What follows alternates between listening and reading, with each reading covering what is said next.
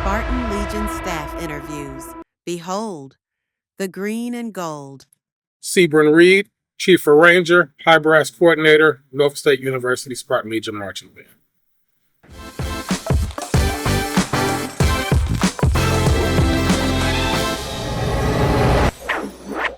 Sebren Reed, thank you for joining us today, sir. Thank you so much. How are you today? I'm doing pretty good. Thank you for having me. Good, good. Mr. Reed, I want to start off by asking, where are you from? I'm originally from the great city of Detroit, Michigan. Yes, sir. Yes, sir. They definitely have a musical history and background.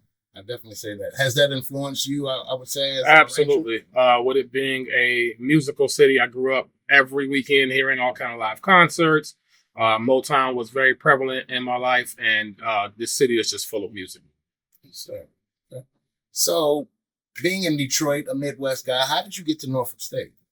The director of bands at the time here, Dr. O'Neill Sanford, did a lot of recruiting in Michigan.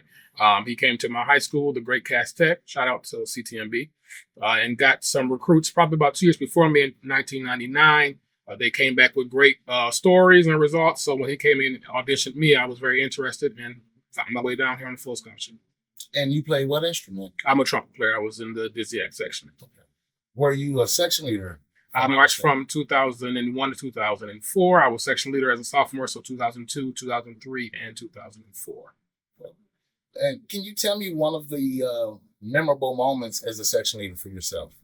It's a lot of memorable moments in those times. Too many to name. There's a very viral video of a trumpet battle in 2003 against Howard, who had an awesome section.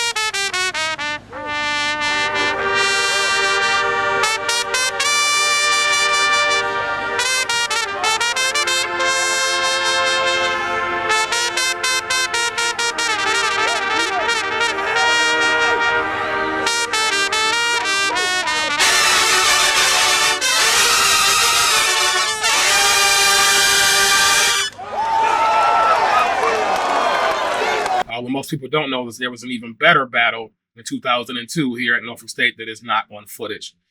We went to Mardi Gras, had great times there. We went to Bermuda, had a great time there. So it's just more memories than I could name.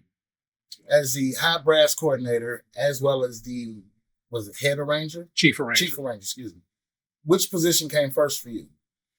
Chief arranger. I technically got them both at the same time under William Bethea. Okay. I've been arranging for the band much longer. I started arranging as a freshman in college for this particular band and never stopped. Mr. Adams took me in as kind of one of his mentees, and I've been writing for this band since 2000 and the spring semester of 2002. Okay. So who did you look up to when starting arranging? When I first started, of course, a lot of my influence is Paul Adams. That's who I studied under. But the actual reason I started arranging was because of a guy named Mario Warren, who's down at Alabama A&M. I don't think I've ever actually said that out loud. So shout out to Mario Warren. He spent some time in Michigan and did some arrangements for some high schools. And he was the first person to do an arrangement for the high school that I went to. Most of our arrangements came from colleges. Our alumni would steal them, fax them back to us, or bring them back, and we would play them. He was the first person to write a song, and it changed the sound of the band because it was written for that band. I believe those tunes were Stranger in My House by Tamia, and there was a gospel tune, Order My Steps, that Mario Warren did. And those tunes really helped me to see how much an arranger can affect the sound of a band and spark my interest right away. So, again, shout out to Mario Warren down at Alabama A&M. Okay. Now, when you say affect the sound of a band, I know like the direction of the band comes from the band director himself. But what can you elaborate more on how arrangers affect the sound of the band? When you employ the correct range of arranging techniques, you can decide how full a band sounds, how thin they sound at times, and you can use these different sounds to get different effects from the band. So, as an arranger, it is not necessarily your job to figure out the sound of the band. It's your job to help the director of bands get the sound of the band that's in his head and make it real. So if you have the correct techniques, if you study your fundamentals, when they explain to you the sound they're looking for, you know what to use in those particular moments to get that sound out. Makes sense. Makes sense. Okay. So, who are your favorite artists to arrange for? Ooh. I don't know if I've ever had a favorite artist. I have different things that I like about certain classic artists. If I am looking to write outside of the key and get back in the key, I'm always going to look at Stevie Wonder. If I'm looking for wonderful melodies, I love what Shaka Khan does and what Earth, Wind, and Fire does. Obviously, when it comes to groove, Earth, Wind, and Fire, anything that Prince had anything to do with, More Standard Time, Frankie Beverly. I love all of those things. Early 2000s, late 90s music is always going to have great grooves and great rhythm to them.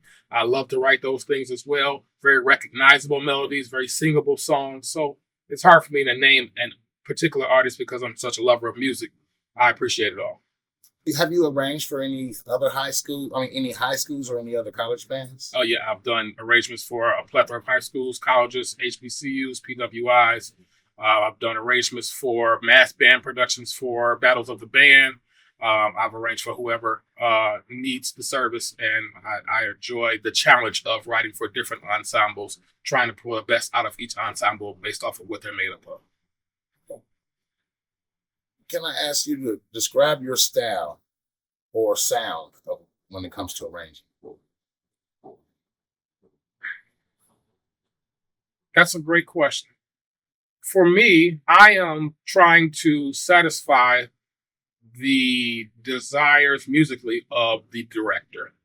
So I don't know if I have a particular style that I'm stuck to. I'm able to deliver whatever it is that I'm asked to deliver. So there are some high schools, when I write for high schools, I'm always going to ask, what's in your lesson plans? What things are you trying to teach? So I can incorporate some of that stuff into the arrangement to help the students grow. When I'm writing for different ensembles, I want to know what your strengths and your weaknesses are.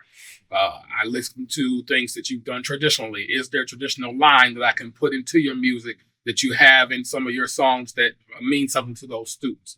So I don't know if I have a style that I stick to or a box that I stick in as much as what can I do to satisfy the desire of that director for the sound that they're going for this particular tune. Okay. So with the Legion, would you say there's something that sets the Legion apart in itself with their arrangements? Absolutely. We have our own style for sure. We try to be as musical as possible. We don't stray away from some technical parts and songs that some people may stray away from. What also really affects our arrangements that doesn't get enough credit is the fact that we really put thought and intention behind how we arrange for percussion as well. We're not just throwing beats back there. If you listen to a lot of our percussion arrangements, you can hear different melodies and innuendos from the song in just the percussion arrangement. So that also helps to push it. And then, of course, every year we are highlighting strengths of the band. We are using the band that we have for that year, which is why it's sometimes difficult to bring back arrangements from previous years without doing edits. We want to try to showcase the band as it is that year. So who was your favorite section or instrument to arrange for? As a trumpet player, I'm supposed to say the trumpets. However, I would say I love the sound of the trombone and the tenor saxophone. I do think that they are the sound of the human voice. I'm probably a frustrated bass player, so I love a good, solid tuba, not euphonium players disguised as tuba players, but actual bottom. But I would have to say trombone and tenor sax would be my favorite two instruments to write for. What would be the hardest instrument to arrange for? I don't know if there's an instrument that I feel like is difficult to arrange for. You may come across a song where you may not know what to do with a particular voice, but I appreciate all different timbres and what they bring to the table, so I enjoy writing for all instruments. I don't know if there's an instrument that's difficult to write for. So do you have a favorite arrangement? That's almost like asking a parent to pick their favorite child. I have memorable moments, but I can't say I have a favorite arrangement. I remember 2003, I believe it was, Heather Headley, I Wish I Wasn't, down at FAMU. I thought came off great.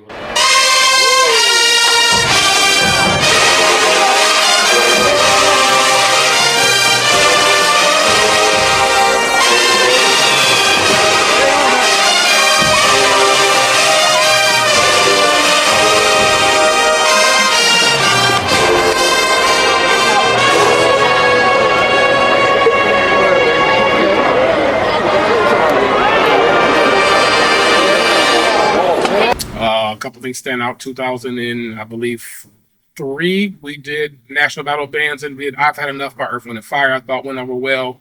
I'm excited about the arrangement we're going to do this weekend at the Capital City Battle of Bands for the drill. I think it's going to come over well. So I have memorable moments, but I don't know if I have anything that's my absolute favorite. What's your favorite genre to arrange? Again, just the lover of all things music. I don't know that I have a favorite. I listen to everything. And have an appreciation for everything that comes from different genres. I actually like to mix genres as well. I like a lot of fusion and things of that nature, so I can't say I have a favorite genre. Has there ever been a song that you arranged or wanted to arrange but just couldn't move forward with it? When I was younger, there were a few tunes that gave me some trouble. But as I've grown, it's all about fundamentals. Everything can be broken down to a fundamental. There's a lot of theory applied to everything that we do, obviously. So I can't say that I've had a song that necessarily stumped me. I've had songs that I've had to go take a couple walks around the block and think about how I was going to get it through. But to be able to interpret a song and get a band that kind of regurgitate it, there are different techniques that you employ. And as you start to really hone in on your fundamentals, you can get any song out. How is it working with Mr. B and Miss Sanders? An absolute pleasure, actually. I was one of their students, obviously, at one point in time in this band. Miss Sanders is probably the most musical person I've ever met in my life. She talks musically. The way she teaches songs, it's just amazing to sit back and watch. And Mr. Bethea has a great mind for what it is to present a marching band. He understands that good balance between being a good musician and being a good entertainer, and finding out how to make sure the crowd is involved and not just satisfying your own musical desires. That has really helped keep me in check sometimes with some of the things that I want to write. So it's been a pleasure working with both of them. How has Mr. B and Miss Sanders' vision for the band influenced your writing style? Well, again, everything that I write is to try to get what is in Mr. Bethea's head out. All right. So when I first started, he would do a ton of singing, different lines that he heard or different concepts that he heard in his office, and I would go and work on it. Now he kind of just says, hey, here's a tune I want, and I want it to be musical, or I want to break down here, and we'll go from there. But Mr. B has definitely shaped what it is that he wants to see, particularly out there on the field. I understand we get a little bit more freedom to just kind of write what's on our heart. But on the field, he knows what he wants, and you have to be able to try to deliver what the client wants. Yes, sir. Yes, sir. Okay. When you hear a song that you want to arrange, what's your process from that point?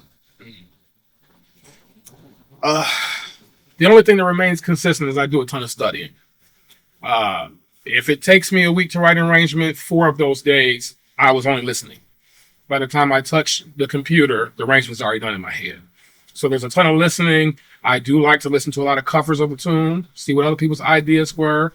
I like a good live arrangement, if I can find anything of the artist doing the arrangement live. And then once I've got the ideas in my head and start playing, I'm always going to learn the progressions first. Got to start with the fundamentals and understand what's happening in the song. Then we start playing with different voices, what I like melodies to be based off of the band that I'm writing for and their particular strengths and weaknesses. And from there, that's when the creativity takes over. Do we want to add any type of breakdown in the middle? Do we want a big intro? Where is going to be the wow factor of that particular song? That's where we dive into some of the creative things. Okay. Do you have to be like, do you have like a favorite hat or a certain drink you have to drink when you're arranging? I do not have a favorite piece of clothing. I do have to have something to drink while I'm arranging, which is funny you ask. Ginger ale seems to be what's usually there. I don't know that I've ever thought about it and went and gotten that, but I do have to have something to drink with me while I'm arranging. Okay. So describe the feeling when you're on the box and the band is playing your arrangement and they're playing as you imagined it. Like, what's that feeling like? It always feels good to hear your stuff. My personal fulfillment doesn't come there, though. I'm arranging more so for the student experience, and that's because of my experience. When I was in the band and we had Paul Adams arranging for us, I remember the feeling when we got arrangements that we just knew were amazing, and we knew that the material we were going into any battle with or just any show that entertained the crowd was just on another level. And I want to give that same experience to the students here now. So I get more fulfillment when those kids come up to me after practice and say, Mr. Reed, we love this arrangement, or I'm having so much fun with this particular part. That's really where I get the fulfillment. When I do hear performance day, I'm more so happy for the students. Watching them work on something, learn something, the daunting task it is to get some of this material and see them to be able to perform it and have a good time with it is satisfying. Any advice for upcoming arrangers? Fundamentals. A lot of arrangers, young arrangers, like to run away from theory because they haven't figured out how to make it applicable to what they're doing. But you have to learn the theory. You have to study the fundamentals. It's not as simple as making something sound good on a computer.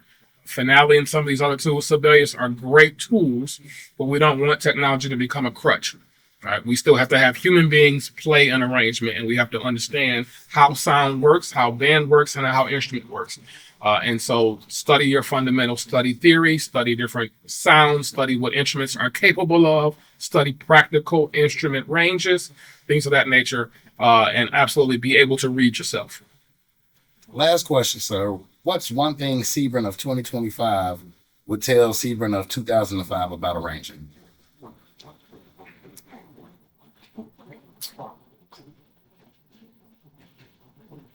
There's never anything wrong with trying.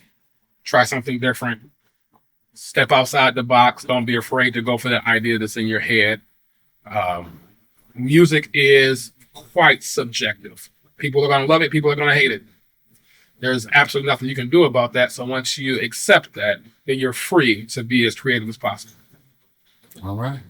Well, sir, it's been a plum pleasing privilege and a pleasure speaking with you today. Anything else that you would like to say to the people? Thank you for listening and behold the green and gold. All right, guys. Thank you so much, Mr. Sebren Reed. Thank you. This is Spartan!